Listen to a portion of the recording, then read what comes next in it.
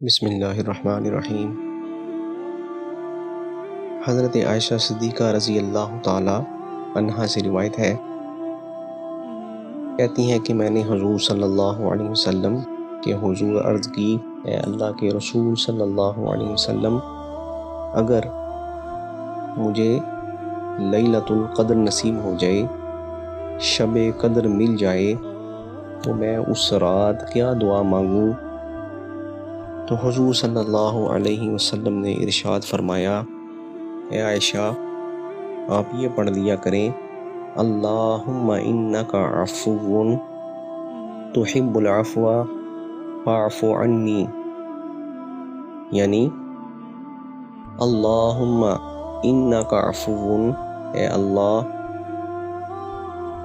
تو معاف فرمانے والا ہے، تحب العفو تو معافی کو پسند کرتا ہے، فاعف عنی مجھے بھی معاف فرما دے۔ تو یہ حضور صلی اللہ علیہ وسلم کی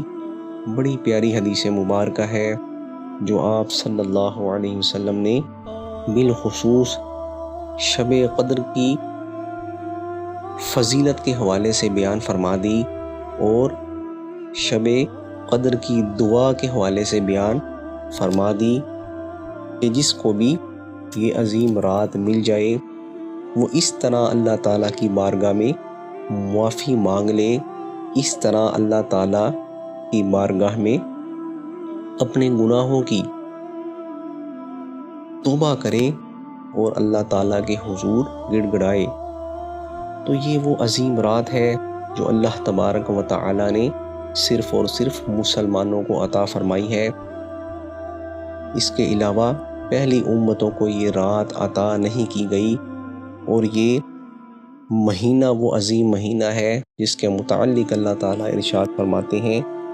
یہ گنتی کے ایام ہیں 29 یا 30 دن۔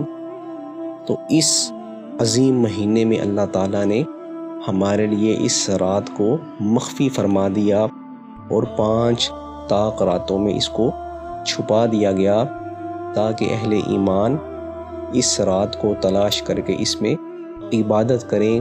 اور اس کا بہترین طریقہ یہ ہے کہ وہ اللہ تعالیٰ کے حضور کثرت سے اس رات یہ دعا مانگیں۔ در حقیقت یہ وہ عظیم رات ہے کہ جو